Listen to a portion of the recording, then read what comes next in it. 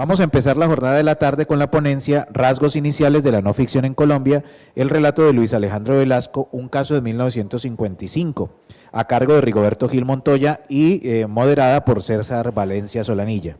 Rigoberto Gil Montoya es licenciado en Español y Comunicación Audiovisual y magíster en Comunicación Educativa por la Universidad Tecnológica de Pereira. Además es especialista en literatura hispanoamericana por la Universidad de Caldas y posee un doctorado en Letras de la Universidad Nacional Autónoma de México. Actualmente ejerce como profesor titular de la Facultad de Ciencias de la Educación de la Escuela de Español y Comunicación Audiovisual. Se desempeña también como profesor en el doctorado en Literatura y en las maestrías en Literatura y en Estética y Creación de la Facultad de Bellas Artes y Humanidades de la Universidad Tecnológica de Pereira. Es director del Grupo de Investigación en Estudios Regionales sobre Literatura y Cultura.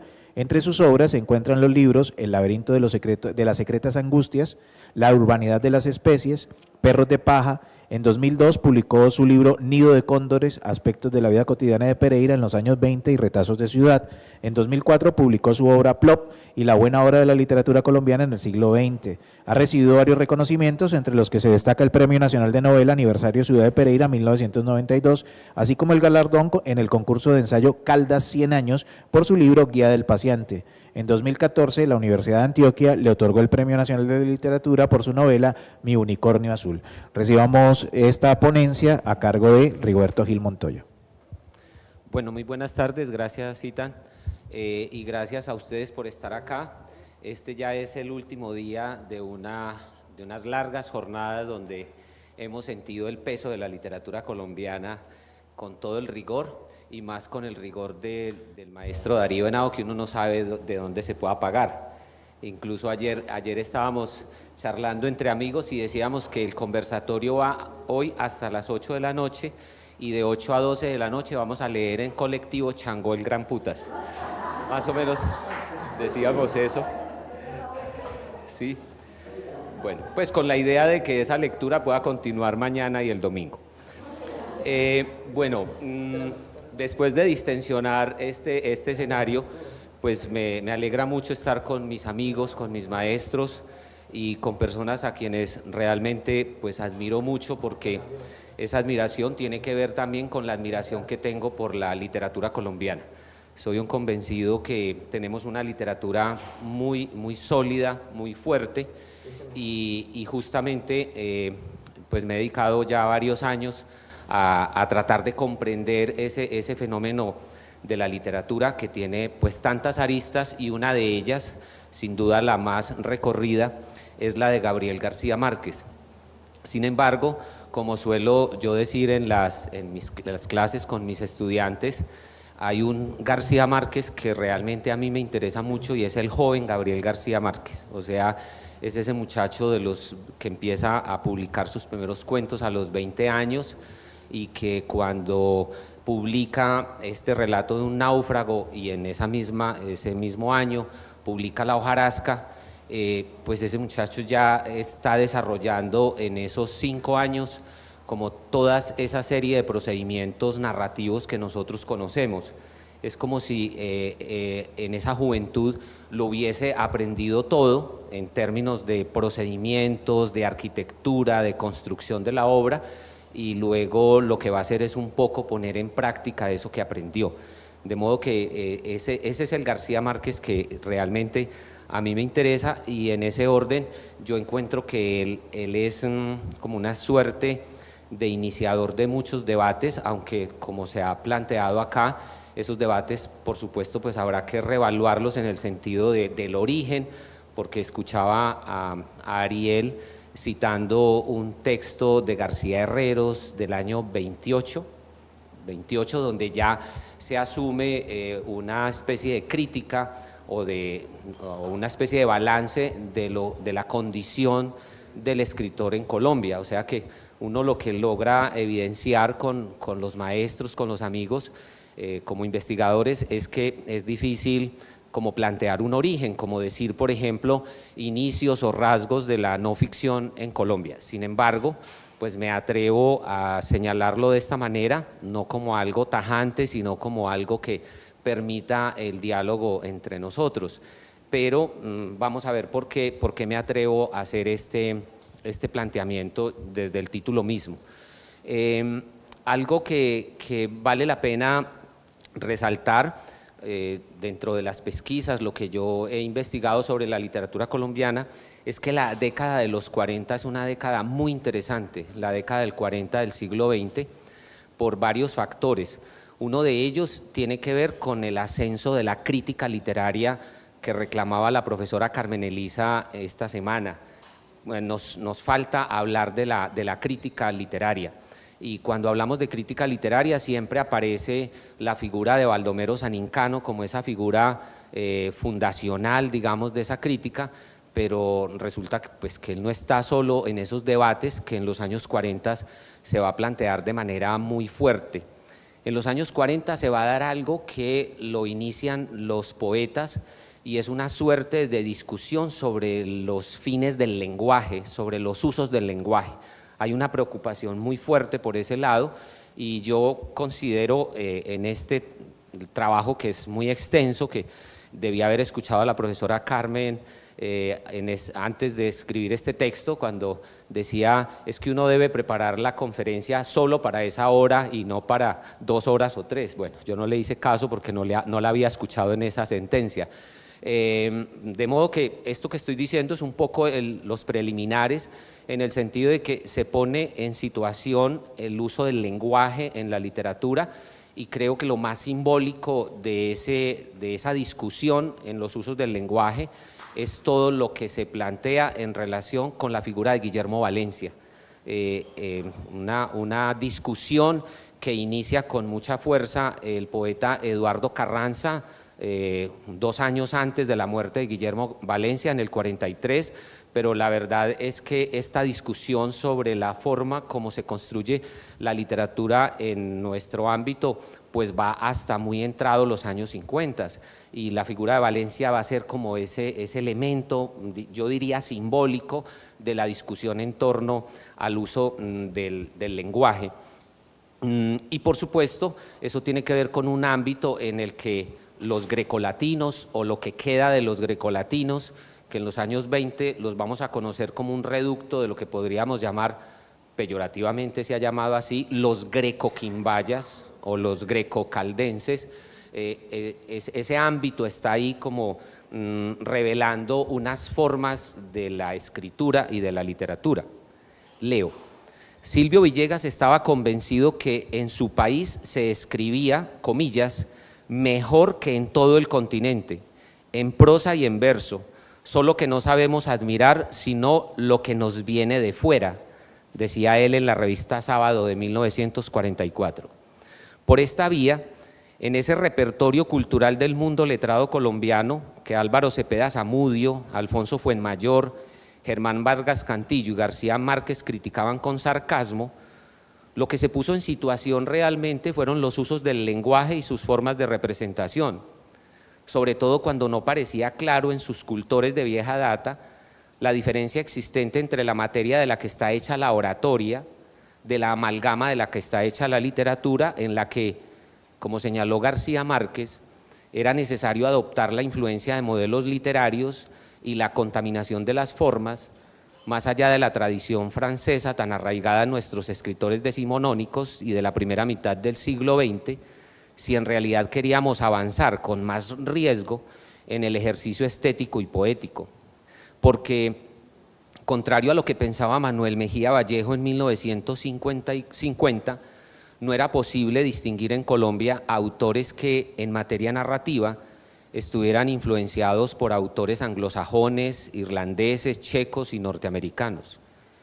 En el breve catálogo de novelas colombianas, que contrastaba con el más amplio y acaso más optimista de Mejía Vallejo, García Márquez no veía tales influjos, y esa carencia para él era, comillas, una de las mayores fallas de nuestra novela. Cierro. Desde allí trazó el camino que le permitió afinar un complejo recurso literario, mezcla de lenguaje, estructura, perspectiva e imagen. Esto fue lo que Hernando Telles presintió en la configuración interna de la hojarasca del 55. Cito a Telles: démosle gracias por la belleza, la autenticidad y la responsabilidad de su tarea literaria. una literatura como la nuestra, donde florecen y prosperan tan victoriosamente la cursilería, el engaño solemne, la falsificación y la inautenticidad, y de la cual todo rigor y toda responsabilidad parecen desterrados, necesita, para calcular la magnitud de su insuficiencia, esta clase de contrastes, ¿cierto? De ese rigor narrativo y esa exploración de las formas, Juan Gabriel Vázquez se sentiría continuador medio siglo después, al reiterar como impronta de su laboratorio de creación el, dice él, derecho a mezclar impunemente las tradiciones y las lenguas, a buscar sin complejos la contaminación, a romper con las apolilladas lealtades nacionales o lingüísticas que atormentaban hasta hace muy poco a los escritores colombianos. Cierro, esto lo dice en el mes en que muere García Márquez en el 2014.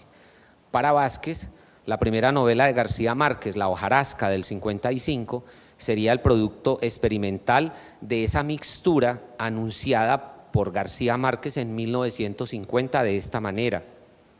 Todavía no se ha escrito en Colombia la novela que esté indudable y afortunadamente influida por los Joyce, por Faulkner o por Virginia Woolf. Y he dicho afortunadamente porque no creo que podríamos los colombianos ser por el momento una excepción al juego de las influencias. En su prólogo a Orlando, Virginia confiesa sus influencias.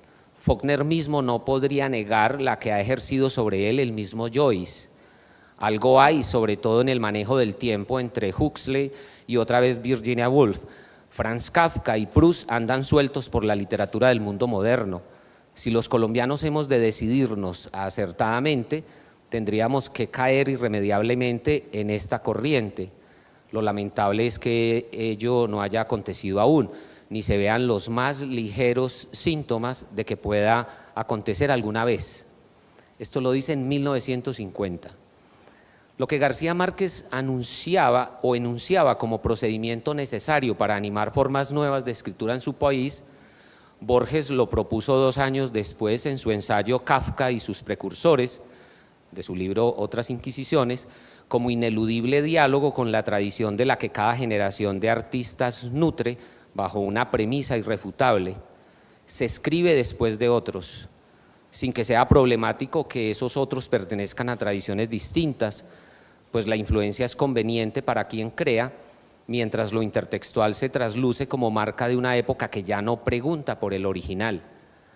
Porque la tradición que encaró García Márquez y la que quiso superar desde la escritura de sus primeros cuentos, elogiados por Eduardo Salamea Borda a partir del 47 en Fin de Semana del Espectador, es aquella que en 1962 Hernando Telles englobó con el término de literatura política, en la que se imponía el exceso verbal y retórico, lo que solía derivar en el plano formal de la aventura creativa en un, cito a Telles, tremendo desajuste entre la realidad y las palabras. De modo que al poner en cuestión los usos del lenguaje y la dimensión que ese lenguaje desnuda de una cultura enclaustrada, García Márquez se aparta de la tradición literaria en la que la poesía de los piedracielistas ocupaba un lugar de privilegio en sus afectos juveniles, pero al mismo tiempo decide acercarse a unas tradiciones y contagiarse de ellas, y en esto la experiencia neoyorquina que le compartió su amigo Álvaro Cepeda como estudiante de periodismo sería decisiva. Basta rastrear en los cuentos Todos estábamos a la espera del 54, la intención de Cepeda por ensayar con el lenguaje y las atmósferas y estructuras narrativas, nada distinto de lo que García Márquez puso en práctica en sus primeros cuentos de corte experimental. Esto coincide con el manejo en que le dedica, coincide con el momento en que le dedica tiempo en sus columnas a comprender y asimilar las obras de Poe, Haptor, Hemingway, Saroyan, Faulkner, Virginia Woolf, entre muchos más, y en comprender y asimilar la riqueza expresiva de los géneros populares. No extraña que se refiera, por ejemplo, a la novela policíaca, a sus repercusiones y al desdén con que los intelectuales la tratan, a pesar de que, como lo refiere con ironía, sean lectores asiduos, un tanto vergonzantes de esos géneros. De manera que lo que aquí se plantea, digamos, como preludio para ya asumir un poco la mirada, por cuestiones de tiempo, de este relato de un náufrago es que las preguntas de García Márquez, que no son preguntas de él solamente, es de toda una generación. Por ejemplo, esta semana que Juan Manuel nos invitó a asumir una mirada muy provocadora en relación con la condición del escritor colombiano, como que hay que leerlo desde la precariedad, esa discusión de si hay un escritor profesional en Colombia, si se puede asumir como tal, es muy interesante que esa es una preocupación también de estos escritores de esta época, y ahí tendríamos que incluir a Osorio Lizarazo, por ejemplo. Osorio Lizarazo es quizá uno de los primeros en llamar la atención sobre la necesidad de la profesionalización del oficio del escritor, y esto que voy a leer lo escribió en 1936. Dice Osorio Lizarazo: es indudable que la imposibilidad de un profesionalismo en la novela resienta la calidad de esta y las perspectivas que puede ofrecer.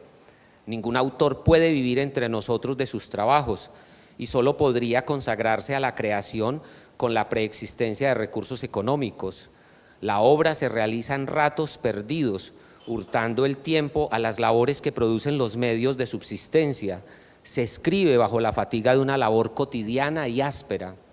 Esto es 1936 y ya hay un reclamo, es un reclamo que luego, por supuesto, vamos a leer también en García Márquez, cuando en 1960 se queja de que lo que le falta al país es tener una literatura, digamos, de un escritor profesional. En 1947, Abelardo Forero Benavides, que en ese momento pues era un historiador joven, hace un balance de lo que pasa en el ámbito cultural colombiano y se refiere a los últimos años, es 47, o sea, qué ha pasado en la literatura colombiana entre el 27 y el 47, y él dice, no tenemos nada, él es incluso más severo, no hay nada que rescatar, porque los escritores nuestros se dedican a todo menos a escribir, de modo que esa preocupación por el hecho de que hay una precariedad, como lo expresaba Juan Manuel a propósito de un caso de un escritor del siglo XIX, pues implica que esa precariedad está presente en la literatura colombiana y continúa, es un hecho que continúa con otras variantes, pero eso es lo que pasa. Entonces me voy a detener al hecho de que esa nueva escritura, esas nuevas formas expresivas que podemos llamar la no ficción, en el entendido de que la no ficción o periodismo narrativo, se ha insistido en que ese periodismo narrativo es una especie de legado del periodismo norteamericano a partir de la publicación en 1966 de A Sangre Fría de Truman Capote. La verdad es que eso no es tan cierto, que sea el inicio de ese nuevo periodismo como si de él hubiésemos bebido nosotros en Colombia, si tenemos en cuenta, por ejemplo, el trabajo de Osorio Lizarazo en dos trabajos periodísticos de inmersión sobre bandoleros colombianos que publica en la revista Sábado y que luego va a publicar en forma de libro, un libro que no tiene, no sabemos cuándo se publicó, pero uno colige que es a finales de los años 50, un libro que titula Fuera de la Ley, donde hace unos perfiles muy interesantes sobre bandoleros y contrabandistas colombianos, o cuando nos encontramos justamente con este relato del náufrago, o cuando nos encontramos en América Latina con la obra de Rodolfo Walsh a propósito de Operación Masacre, una obra de 1957. Entonces, si habláramos en términos temporales de si ese nuevo periodismo nosotros lo alimentamos a partir de la literatura norteamericana, con Capote, que sería un modelo de esa escritura, pues en Colombia y en América Latina estaríamos haciéndolo un poco antes. Entonces, esta historia del marinero Luis Alejandro Velasco es una historia muy interesante, porque aquí se pone en situación muchas cosas, pero particularmente se pone en situación la figura de autor. porque como lo veremos, y voy a tratar de leer lo que pasa allí, lo que veremos es que cuando se publica el relato de un náufrago, se decidió por un recurso de procedimiento, por un recurso narrativo, decidió García Márquez no aparecer como autor, sino que quien aparece firmando cada una de las aventuras que se van a publicar por entregas está firmado por Luis Alejandro Velasco. No aparece por ningún lado el nombre de García Márquez, solo por allá en un fragmento de alguna parte de 1955 donde se dice que, incluso se dice ambiguamente, vamos a ver si alcanzamos a leer ese apartado, se dice ambiguamente cuál fue el papel de García Márquez en ese procedimiento de la construcción de la obra. Por supuesto, sabemos que fue él, pero en la forma como se presenta y frente a un recurso legal, eso no es muy claro. Cuando a García Márquez, Luis Alejandro Velasco lo demanda en 1987, alegando que él es el autor de ese relato. Si el abogado hubiese ido a las páginas del Espectador del 55 a averiguar cómo se había construido la obra, yo creo que jurídicamente hubiera ganado el caso, porque la verdad es que no hay rastro de García Márquez por ningún lado, porque el que aparece como autor es Luis Alejandro Velasco. Entonces digamos que eso es muy interesante porque lo que pone en situación es hasta esa figura, y es lo que me interesa en el sentido de la no ficción. Cuando el periódico El Espectador anunció en su primera página del miércoles 2 de marzo del 55 que aún seguía la búsqueda de 8 náufragos, un teniente de fragata, 3 suboficiales y 4 marineros de la Armada Nacional, tripulantes del destructor ARC Caldas, quienes habían sido arrojados por un golpe de ola, se dice, el pasado lunes 28 de febrero a las aguas del Mar Caribe, el teniente general Gustavo Rojas Pinilla llevaba 599 días ocupando la presidencia de la República. Este no era un dato menor de la realidad política de aquel entonces, y no lo era porque el clima que se vivía al interior del país era de crispación y descontento por parte de un sector de la población, al considerar que las medidas cada vez más restrictivas del presidente militar sucedáneo de Laureano Gómez eran inaceptables. La más reciente era la serie de medidas que el gobierno venía aplicando para controlar el ejercicio de la prensa, en especial la de orientación liberal. De hecho, a un lado de la noticia sobre el naufragio de los marineros colombianos, se leía este titular, comillas, los periodistas responden al violento ataque del gobierno, cierro. En efecto, el gobierno había impuesto la transmisión en cadena del radioperiódico Actualidad Nacional con contenidos oficiales como una manera de dirigir la opinión pública y contrarrestar la crítica que algunos medios venían haciendo al creciente autoritarismo, se escribe así, del presidente militar. El Espectador recoge en ese mismo texto las declaraciones que uno de los redactores del Ministerio de Comunicaciones ofreció al diario La República. Comillas, la transmisión de este noticiero no es obligatorio, solo se trata de realizar un deseo del excelentísimo señor presidente, pero en ningún caso tiene carácter de impositiva, tal como lo demuestra la invitación formulada a todas las emisoras en anterior circular. La transmisión será espontánea, pero existe interés en los radiodifusores para acceder a los deseos del teniente general Rojas Pinilla. No obstante, los periódicos sabían que se trataba de un artilugio para imponer una verdad oficial y quizá para menguar los ánimos en sectores que no olvidaban que meses atrás, el 9 de junio del 54, había sucedido una tragedia cuando miembros del Batallón Colombia dispararon contra los agentes que protestaban en las calles de Bogotá, contra las gentes, al intentar frenar el descontento de jóvenes universitarios que un día habían conmemorado la muerte del estudiante de Derecho Gonzalo Bravo Pérez, acaecida en el 29 en Bogotá. Los militares fueron responsables de la muerte de 9 personas. En la noticia sobre el naufragio se expresa que ha habido hermetismo por parte de la Oficina de Propaganda del Estado al difundir un hecho que solo se hizo público un día después de sucedido. En el comunicado de la Armada se enumera la lista del personal desaparecido. El último de esa lista es el marinero segundo Luis Alejandro Velasco Rodríguez. También se expresa allí que el destructor ARC Caldas se desplazaba de Móvil, Estados Unidos, a Cartagena, y que el accidente obedeció a un temporal, comillas, que golpeó fuertemente el buque, produciendo un grande ángulo de escora inmediatamente antes de que una ola barriera la cubierta y arrastrara al mar al personal antes mencionado, causando además averías y destrozos sobre la cubierta. ¿Qué es lo interesante de todo este relato entre oficial y el relato que la prensa como el espectador pone en cuestión?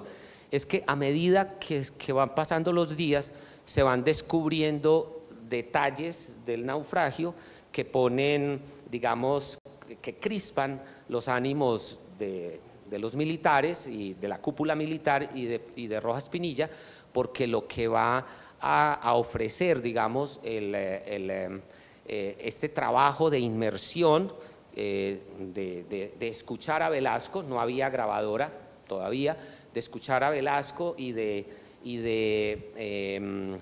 escribir, anotar en su libreta todo lo que Velasco le decía. Lo más interesante es lo que se va a descubrir, y es que en realidad no fue una ola la que rompió la armonía del barco, sino que había sobrepeso porque el barco traía contrabando.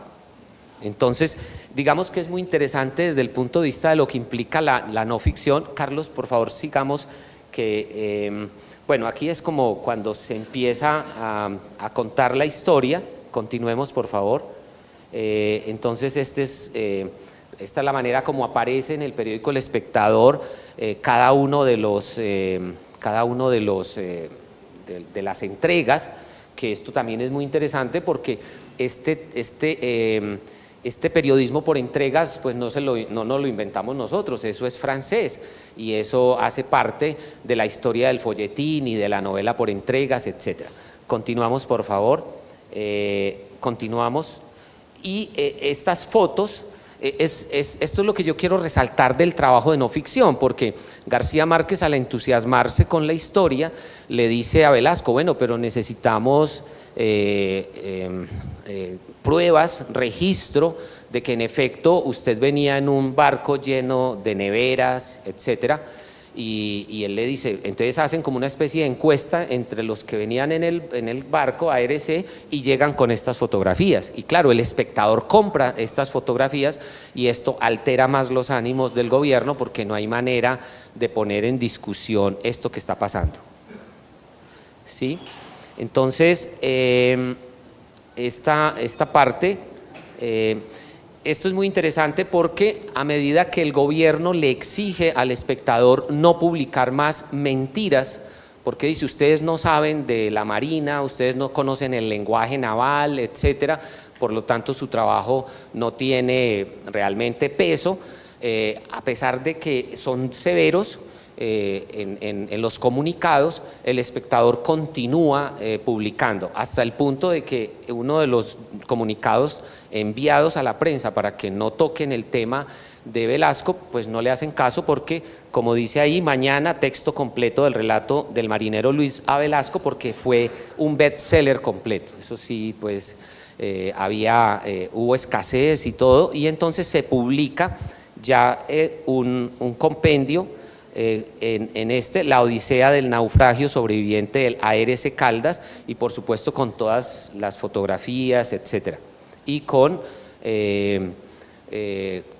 las fotos y el trabajo también de diseño, que me parece muy interesante, que eso también se puede leer en términos de ese periodismo que se acompaña de imágenes y de caricatura y de pintura, que es bien interesante. Entonces, pero quería mostrarles las fotografías de Velasco como publicista, o sea, él es una especie de actor que muestra que el reloj Mido le sobrevivió con él y le siguió dando la hora mientras estaba en el mar naufragando.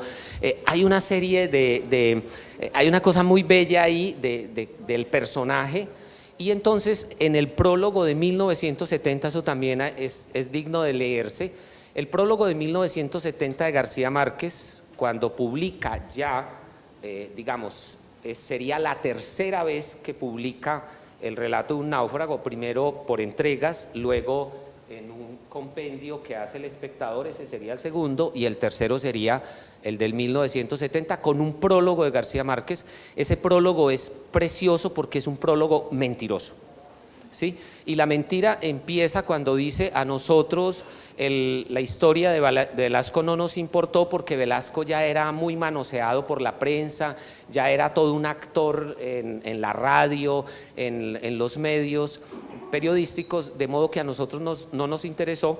Esa es la primera mentira, porque antes de que empezara a publicarse por entregas, la primera entrega, ya García Márquez había hecho 2 textos de Velasco, y uno de ellos es muy bello porque García Márquez decide ir al barrio donde vive Velasco con su familia en el centro de Bogotá, y entonces hace una especie de encuesta entre los amigos del barrio. Recuerdo que es muy interesante porque en el barrio solo había una línea de teléfono, y todo el barrio está esperando a que Velasco los llame para decir que está vivo, porque digamos no creen que esté vivo. Hasta que Velasco no les diga, ellos no le van a dar fe de que está vivo. Esos 2 textos anteriores son textos bien interesantes desde el punto de vista del reportaje. La pregunta es por qué García Márquez oculta esto, pero sabemos que él es un genio en el ocultamiento. Entonces eso lo hace, digamos, muy fino en el tipo de procedimientos que emplea en su literatura, y eso por lo menos yo lo aprecio mucho, no solamente como profesor sino como escritor. Como por ejemplo en Crónica de una muerte anunciada, tuvimos que esperar hasta que se donara o se vendieran a una universidad de Texas, en Austin, los archivos de García Márquez, para que nos diéramos cuenta que existía un epílogo para Crónica de una muerte anunciada, un epílogo que cambia por completo la lectura de Crónica de una muerte anunciada, la cambia por entero, porque le da a Crónica de una muerte anunciada otro destino en cuanto a la noción de novela y a la noción de una novela sin ficción, por ejemplo. Podríamos incluso atrevernos a decir eso solo con ese prólogo que estuvo oculto durante muchos años y que de manera muy recursiva, García Márquez, algunos de esos fragmentos del epílogo, ¿dije epílogo o prólogo? Epílogo, ese epílogo, de manera muy fina, García Márquez toma fragmentos de ese epílogo y los instala en su novela de una manera fantástica, diría yo, en términos del procedimiento narrativo. Entonces, este texto de no ficción resulta muy emblemático de las formas como se va a construir o empieza a construirse el periodismo narrativo en Colombia. Un periodismo narrativo que para los años 80 de la década del 20, tengo por ahí un trabajo al respecto, va a ser como la década más interesante en el uso de la narrativa de no ficción, a propósito de la comprensión de todos los fenómenos de violencia de la década de los 80, que particularmente pienso es la mejor, como la década más interesante del siglo XX para comprender todo eso que podríamos llamar como unas violencias alucinantes en Colombia. De manera que este es como un preámbulo y una invitación a la lectura de este texto, porque cuando García Márquez se enfrenta a la ley y un autor, una persona que es testigo, asume que él es autor de la obra, pues eso obliga a García Márquez también a enfrentarse a la ley y a tratar de determinar qué concepto se tiene de periodismo, qué concepto se tiene de texto narrativo y qué concepto se tiene de autor, que es lo que me parece que es importante poner acá en situación, porque en ese sentido estamos frente a un caso sui generis, digamos, muy temprano, y justamente el que va a ser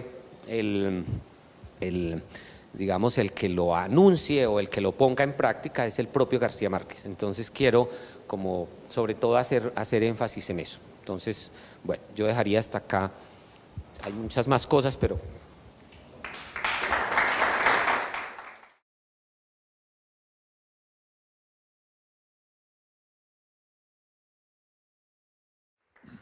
Bueno, hemos escuchado una excelente lectura, aproximación a ese texto tan emblemático de García Márquez, y nos ha ubicado en unos contextos históricos muy precisos y destacado ciertas singularidades no muy conocidas. Creo que ahí hay un material interesante que nos puede servir de base para la reflexión inmersa en esto que estamos haciendo aquí, y es la relación pues entre la literatura y la historia a partir de esto específico llamado no ficción.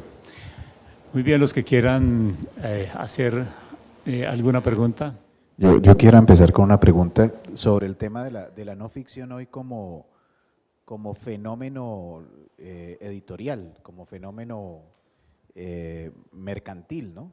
Yo quisiera preguntar sobre cómo haces ese trazado desde esta época hasta la hora, donde algunos se han atrevido a decir que crónicas y reportajes son como una suerte de nuevo boom latinoamericano, ¿sí?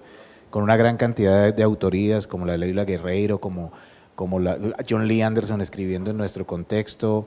¿Qué piensas de ese tránsito en las literaturas de no ficción hacia la conversión en una empresa editorial de muy importante calado? Bueno, sí, yo creo que bueno, esa evolución es bien particular porque es una evolución, diríamos, en el ámbito hispanoparlante, ni siquiera pienso que es a nivel solo latinoamericano.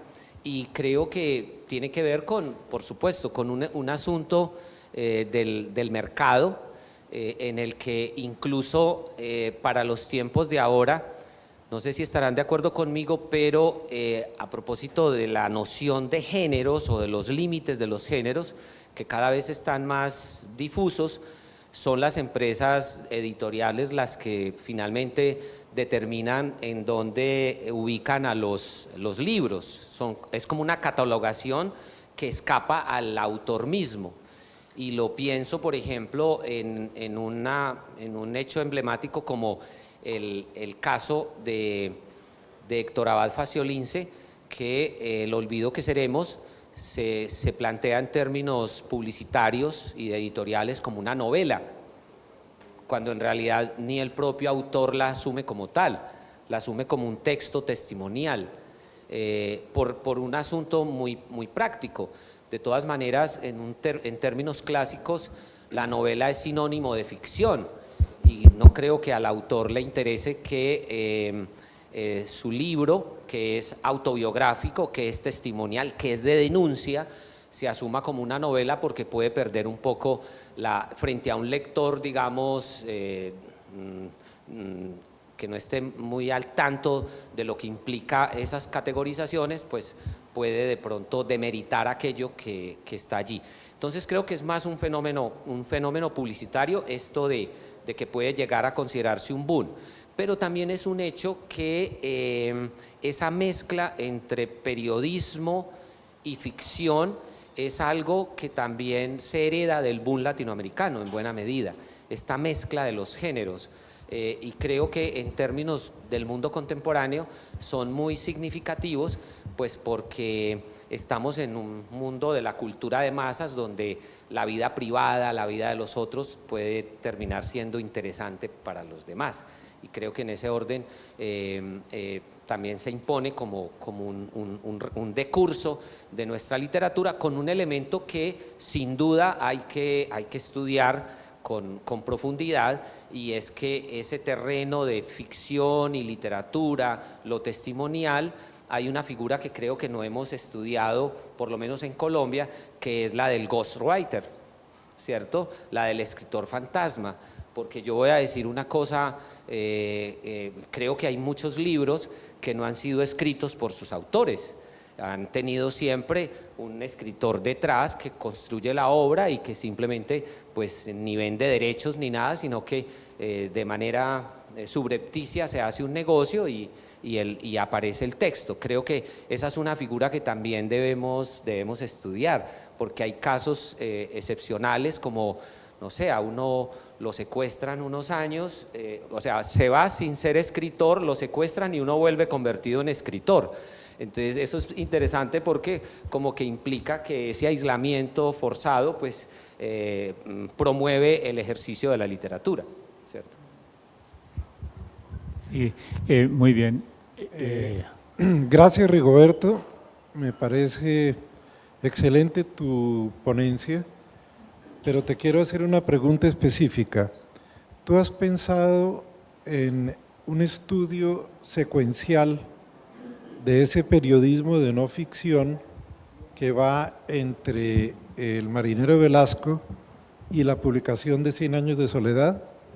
Porque cuando hicimos con la revista Carabel un número monográfico dedicado a periodismo y literatura en América Latina, yo me acuerdo que me encargaron un trabajo sobre Vilma Montesi por mi cuestión de estar en Italia, y yo investigué de cima a fondo el caso de Vilma Montesi, y García Márquez no estaba presente, no asistió a los juicios, no vio nunca el cadáver, ni siquiera fue a Ostia a ver la casa presidencial de vacaciones donde la bacanal del primer ministro, el ministro del Interior, el cuestor de Milán, el hijo del Papa, etcétera, se reunieron en una bacanal de droga y alcohol y mataron a esta muchacha. Entonces, a mí me parece sumamente interesante porque yo después estudié el reportaje de las armas nucleares en Francia, el reportaje de García Márquez por los países socialistas, y es muy interesante cómo hay un proceso de afinamiento de las técnicas narrativas, porque el caso de Vilma Montesi es a todos los efectos un relato policiesco impecable, es decir, el preámbulo, los acontecimientos, la hija del carabinero, la salida del apartamento que yo fui a ver, el edificio donde estaba para captar. Y resulta que lo que descubro en últimas es que García Márquez se sirve de toda la prensa nacional para escribir ese reportaje. Y uno se pregunta, ¿cómo hizo si él no hablaba italiano? Entonces es muy interesante. Y él va afinando. Fíjate tú que entre el 55 y el 67 que aparece 100 años de soledad, él desarrolla todo este periodismo de no ficción, pero periodismo de investigación. Entonces esa es la pregunta. Pues maestro Fabio, no, pues me acaba de poner un problema tenaz, porque por supuesto no he hecho ese de curso, pero seguramente me ha estimulado a pensarlo por un asunto que tiene que ver en efecto con unas formas expresivas que García Márquez va a afinar. Ahora que el maestro Fabio hablaba de la crónica de Montesi, que también es por entregas, recuerdo, inmediatamente pensaba en un texto de él de la época de Roma, que es El Papa va de vacaciones, que tiene un final increíble, porque por un lado nos cuenta el Papa yendo en su limusina al lago de Castel Gandolfo, y entonces mientras cuenta esa historia va contando la historia de la crónica roja de Montesi. Y entonces resulta que, si el maestro me puede corregir, no se ha encontrado la cabeza de Montesi, entonces tiene un final pero súper bien armado, y es que dice: el Papa ha ido de vacaciones y alguien ha visto, hay unos buzos buscando la cabeza de Montesi en el lago de Castel Gandolfo, y él sale, dice: es muy posible que cuando el Papa mire hacia el lago vea la cabeza de la Montesi que los buzos aún no han hallado. O sea, una cosa es decir, muy narrativo, muy de la ficción, pero creo, me estimula mucho la posibilidad de seguir con ese asunto de cuál es la evolución. Incluso, maestro, pensaría que no nos podemos quedar en 100 años de soledad. Hay que seguir con ese otro trabajo que es increíble del cineasta chileno Miguel Litín, Clandestino en Chile, que eso es otro ejercicio de periodismo muy fino en él, y luego, y que termina, en términos periodísticos, termina con Noticia de un secuestro. Yo sé que Noticia de un secuestro en un país como el nuestro molesta, porque hay toda una discusión en torno de por qué para García Márquez los secuestrados eran de estrato 6 o estrato 2. Esa puede ser una discusión, pero a mí me interesa el procedimiento narrativo tan fino, por ejemplo, que emplea en Noticia de un secuestro. No es un texto menor, sin lugar a dudas, porque es un texto propio de un maestro del periodismo. Pero incluso en ese orden de lo que señala o estimula el profesor Fabio Amaya, pensaría yo que una de las novelas cumbres de García Márquez, que es Crónica de una muerte anunciada, lo que hace precisamente García Márquez en Crónica de una muerte anunciada es sumar esas dos experiencias, la experiencia del novelista y la experiencia del investigador, del que trabaja y el que hace trabajo de inmersión. Creo que de una manera muy fina, Crónica de una muerte anunciada es la suma de esas dos experiencias. Ariel, después no, lástima que no hayamos podido escucharlo todo. Sí, al mirar el texto, en cierta medida como un texto literario, no te has preguntado cuáles podrían ser las posibles conexiones, además de una evidente con la Odisea, ¿no? Es una Odisea en el Mar Caribe. ¿Con qué obras literarias podría conectarse el relato de un náufrago, ¿no? García Márquez era un lector de la novela de folletín, ¿no? Manejaba a Alexandre Dumas como de memoria, y es posible que entre sus estrategias narrativas las haya afinado con ese conocimiento que tenía de la novela por entrega, ¿no? Y lo otro, la posible conexión del relato de un náufrago con el cuento El ahogado más hermoso del mundo.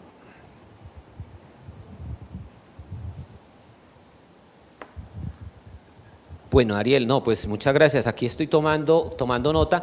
No sé si alguien me quiere recordar, por favor, cuándo publicó Hemingway El viejo y el mar. Es que 52. Sí, porque en este ejercicio periodístico que hace García Márquez en El Espectador en el 52, 53, habla de Hemingway con mucha familiaridad. Entonces también podríamos agregar, por supuesto, ese intertexto, digamos, y claro, pues aquí lo tendré muy en cuenta. No lo había pensado en ese sentido, pero creo que tiene muchos elementos de conexión, sobre todo pensando, por ejemplo, en El ahogado más hermoso del mundo, que pues es toda una metáfora. Esa es del 68,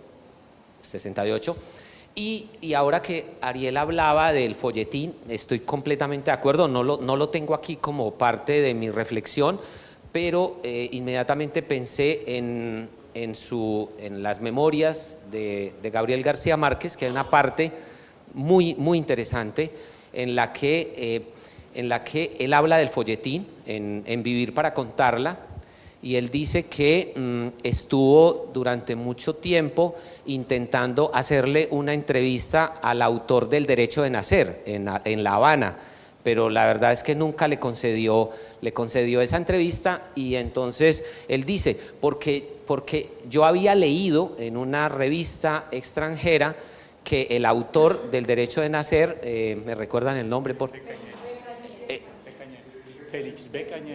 Félix B. Cañé, decía que esto es una cosa muy bella, que yo sí la ligo con lo que hice de Crónica de una muerte anunciada, y es que en realidad a la gente le gusta leer el folletín o las historias, sean de amor o trágicas, porque la gente quiere llorar. La gente quiere llorar, y por tanto hay que darle gusto al lector o al oyente. Gracias. Bueno, muchas gracias, Rigoberto. Estaba pensando en esos años de esos reportajes de García Márquez, como el que hizo en el Chocó, ¿no? Del viaje al Chocó, que también fue una expedición muy profunda, ¿no? Pero esta pregunta es para ti más como escritor, entonces puedes darte la vuelta a la camiseta o algo para el archivo.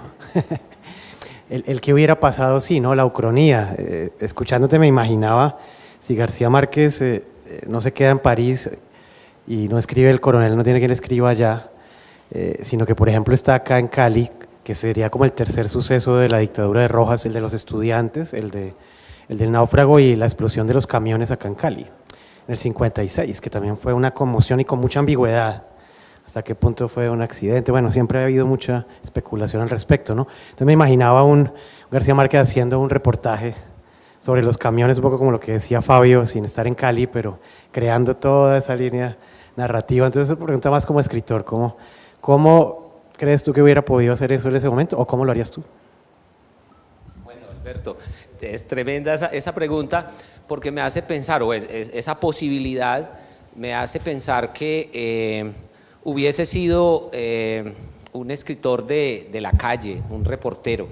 No lo veo de otra manera porque, bueno, eso lo entendemos nosotros en el prólogo a Del amor y otros demonios, ¿cierto? Estamos frente a un escritor que va a buscar la fuente, ¿no?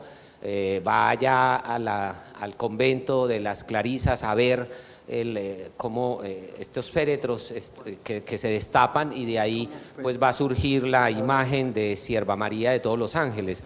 Lo vería como un reportero de trabajo de campo, porque además ahora que Alberto recuerda la experiencia de García Márquez en Chocó, hay una anécdota que yo creo que es cierta, pues la verdad es que yo la quiero creer porque es bueno creer lo que uno quiere creer en literatura.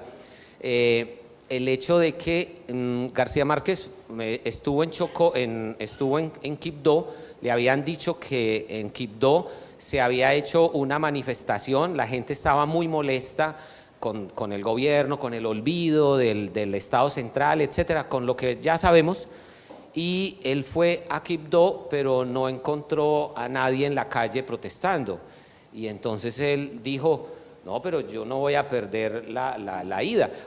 Y entonces habló con vecinos y todo y los hizo salir para que protestaran y se pudiera tomar la foto de que el Quibdó estaba en levantamiento.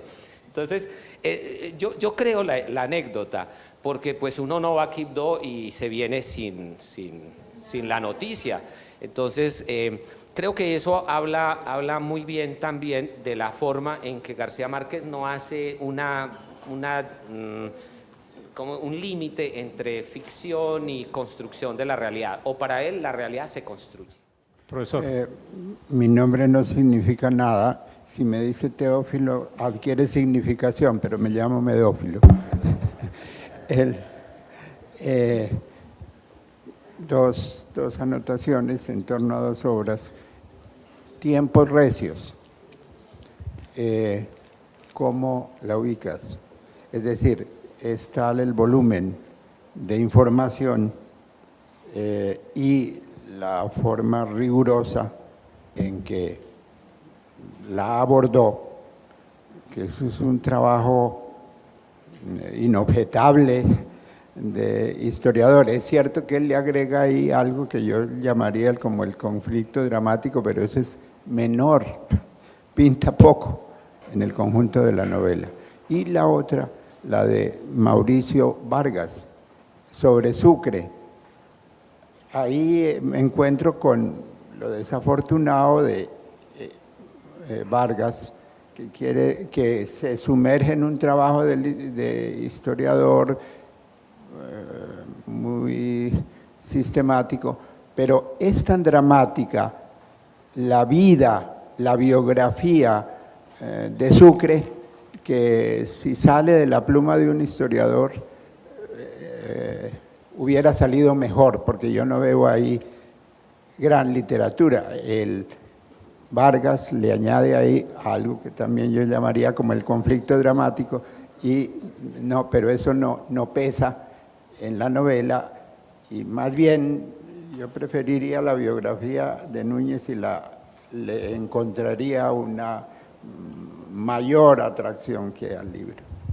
Bueno, la última pregunta es la siguiente y es relacionada con los epílogos, porque no es muy claro para mí en este momento como el gran conflicto que tiene un gran fabulador cuando se enfrenta con la realidad real y quiere contar lo real a través de la fábula. Lo digo porque desconocía ese descubrimiento que hizo Rigo, con un epílogo absolutamente desafortunado que tiene García Márquez con El general en su laberinto, que es un epílogo absolutamente innecesario y sobre todo contradictorio. García Márquez hace una novela sobre Bolívar y al final, y es tal la voluntad de que coincida lo que él ha investigado o han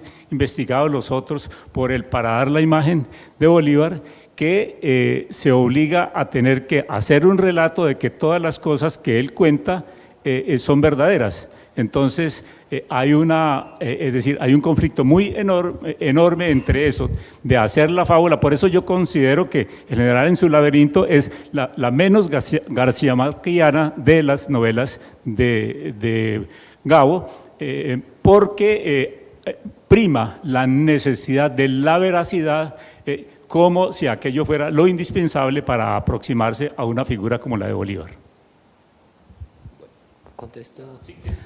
Bueno, no, pues lo del general en su laberinto es una cosa, pero el epílogo en Crónica de una muerte anunciada es otra, empezando porque no aparece en el libro.